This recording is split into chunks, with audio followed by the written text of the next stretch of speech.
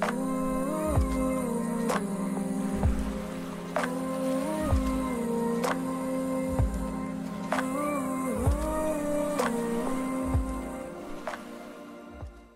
yo l'équipe, ravi de vous retrouver aujourd'hui pour cette nouvelle vidéo. Et donc au programme du jour, on va voir ensemble mes héritiers de Ponera Metallica. Comme vous le voyez, j'ai changé le nid, elles ont donc maintenant emménagé dans un nid un peu plus stylé que le précédent, voire beaucoup plus stylé, faut dire les choses. Moi c'est vraiment un type de nid qui me fait kiffer. Alors bien sûr c'est une production de style asiatique, cependant celui-ci nous vient de chez Hans HQ. De mémoire il est à 75 livres, quelque chose comme ça, donc on doit être sur 85 €. Donc voilà, c'est pas donné, mais c'est méga stylé, faut laisser ce qui est. Alors, moi personnellement, j'aime bien ce style de création parce que déjà la couleur, certes elle est vive, mais franchement c'est plutôt pas mal. On verra aussi qu'on a des sortes de parois un peu rocheuses qui peut s'apparenter peut-être à un environnement qui correspondrait à certaines espèces. Bien entendu, les galeries ne sont pas aussi nettes, on va dire. On a certainement pas autant de hauteur non plus, enfin ça dépend des espèces, mais bon, vous avez compris le style, ça se rapproche peut-être plus de quelque chose de naturel, j'imagine, qui leur permettra d'avoir un grip un peu plus sympa. C'est pas une vidéo sponsor, loin de là, mais bon, je vous explique un peu mon ressenti sur ce nid. Comme vous le voyez sinon, chez Heredito Ponera Metallica, tout roule, on a du couvain de tout stade, on a des cocons à gogo, on a toujours des cocons vides également, qu'elles gardent en fait pour certaines phases de tissage. Donc voilà, j'ai essentiellement des sexués mâles cette année. Mis à part ça, on est sur une population qui doit être de 200-250 ouvrières environ. Bien sûr dedans il y a des princesses, il y a des reines, enfin vous connaissez la chanson, c'est compliqué de les différencier. Quand on regarde bien de près on peut les différencier, déjà on voit les cicatrices qui laissent apparentes justement anciennement où se trouvaient leurs ailes. Mais on peut également voir un gastre un peu plus important.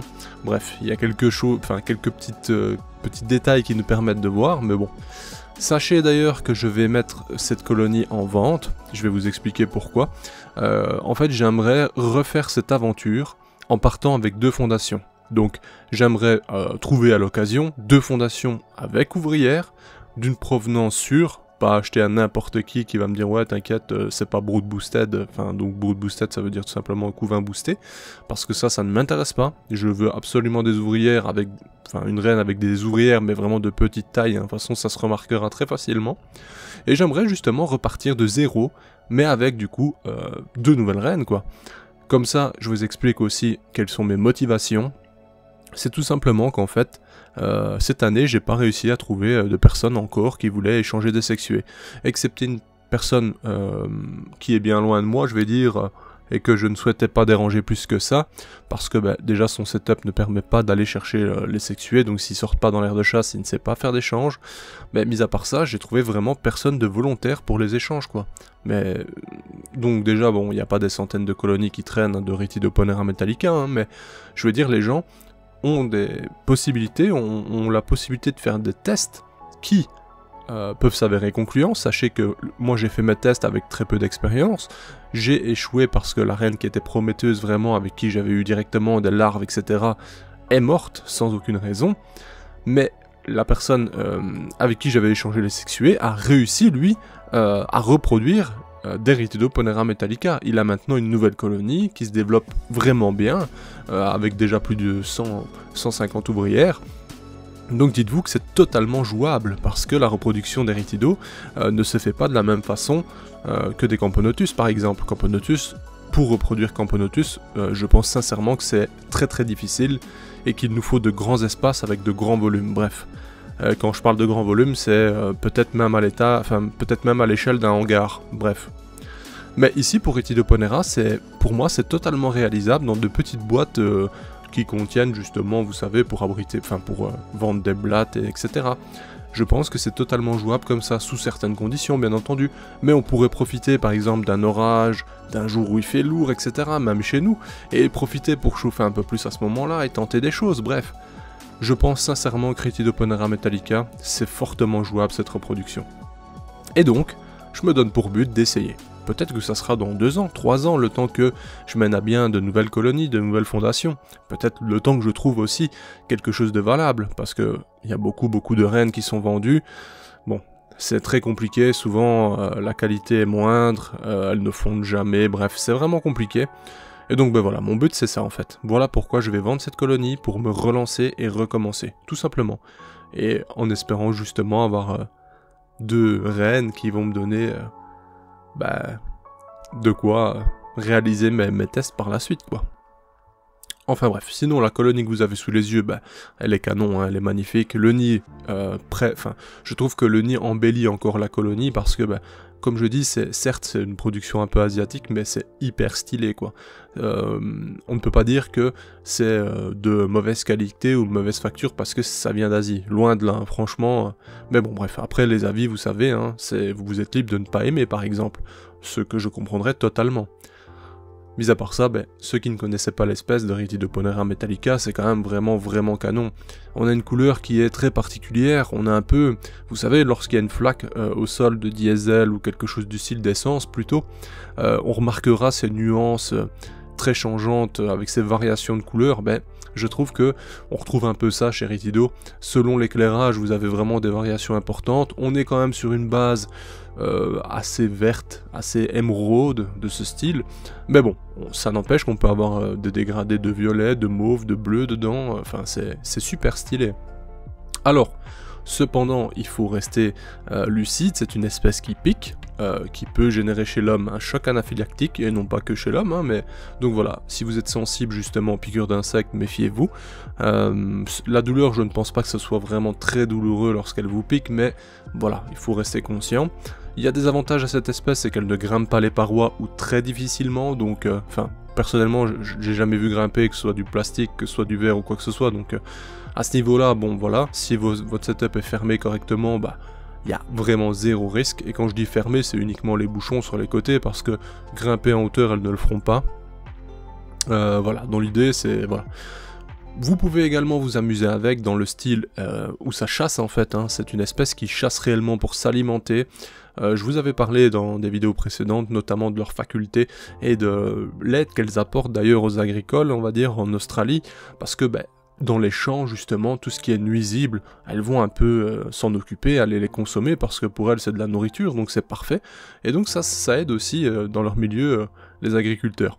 Il n'y a pas que cette qualité-là qu'elles ont également, hein. Elles ont aussi la faculté de transporter des graines pour en consommer certaines, non pas comme les messors, elles ne vont pas les traiter de la même façon, mais elles vont consommer certaines parties de celles-ci, et vous vous imaginez bien, hein, lorsqu'elles transportent certaines, il y a des pertes, elles éparpillent certaines semences, et qui font que la flore, justement, enfin la nature, se propage aussi à l'aide de fourmis, et tout simplement de Rhytidoponera metallica.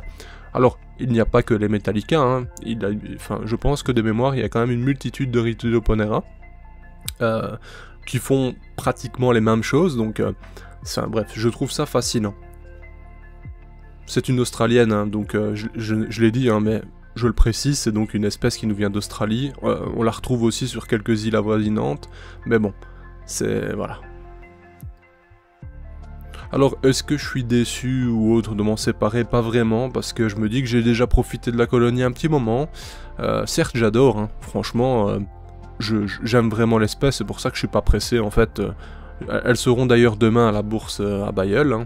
Si quelqu'un souhaite les prendre à ce moment-là, il pourra les prendre. Ne vous attendez pas à ce que ce soit 100, 150 euros, 200, hein. Ce sera un petit peu plus, je vous le dis clairement. Mais... si ça part pas, dans l'immédiat, moi personnellement, j'ai aucun problème avec ça. Comme je le dis, c'est une colonie quand même qui est importante, et ce sont des espèces plutôt rares, du moins sous ce format et sous ce nombre, on va dire. Et j'imagine bien que les viewers occasionnels, donc les gens qui regardent uniquement parce qu'ils aiment voir les fourmis en soi, mais qui ne souhaitent pas en posséder, et qui n'ont pas conscience non plus de certains prix pour certaines espèces, on va dire, puissent être super étonnés du prix, qu'ils se disent, mais 300 € pour ça, ou quelque chose du style, c'est énorme. Et à ce moment-là, je vous comprends très bien, mais c'est comme dans tout, en fait. Chaque chose dans la vie a une valeur différente, selon la rareté, selon le temps passé à la produire, etc. Ici, chez les fourmis, c'est plus le temps à s'en occuper, à la développer, à bien l'alimenter, à lui donner les conditions qu'elle a besoin. Et surtout, dépendant des provenances, ça prend directement des proportions différentes.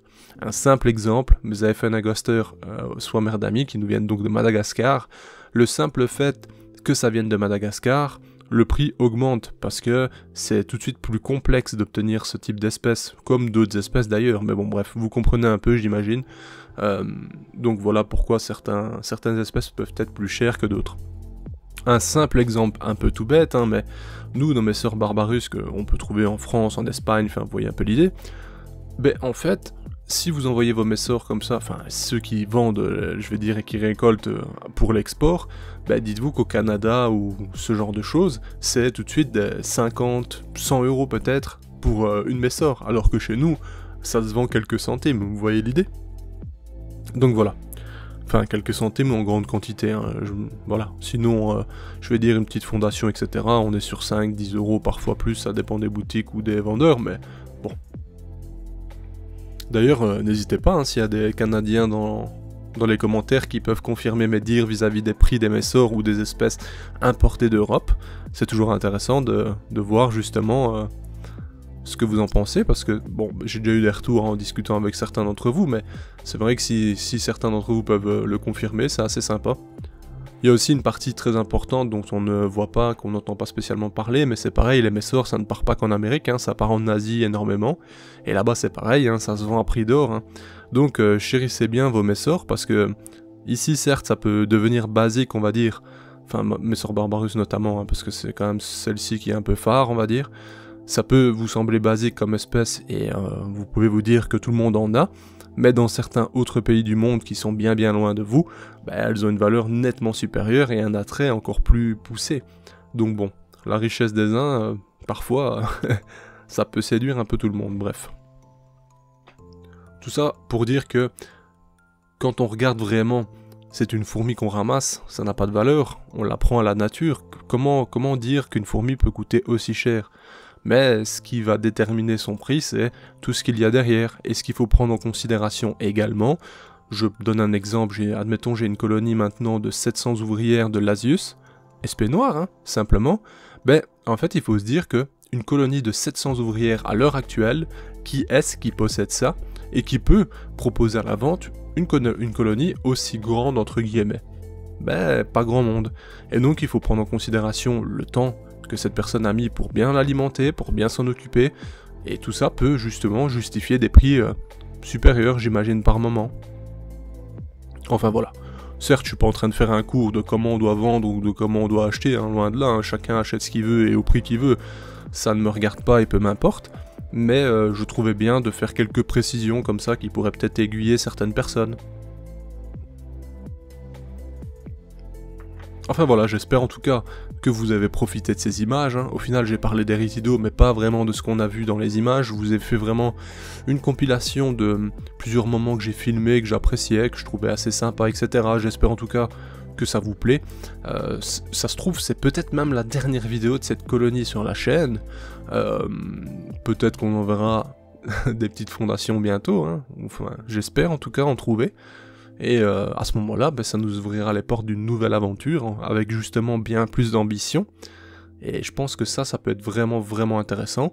D'ailleurs, je vous l'annonce, je vais également faire ce même test avec des Meranopus bicolores. Je vais donc me procurer une seconde colonie, fondation, ou bref, vous comprenez l'idée. Et dans l'idée aussi de tenter des choses. Donc voilà. On suivra ça bien entendu tous ensemble, on verra comment ça avance. Moi je prendrai énormément de notes et si j'arrive un jour à aboutir à de vrais résultats, ben je communiquerai là-dessus, on pourra peut-être, je sais pas moi, générer un nouveau engouement, bien que des gens ont déjà fait ce genre de choses bien entendu, hein, j'innove pas du tout dans le domaine, mais j'essaye d'apporter ma petite touche. Sur ce, je vous dis à bientôt l'équipe, on se dit à demain à Bayeul pour ceux qui viennent, et pour les autres, ben à bientôt en vidéo. Bye l'équipe.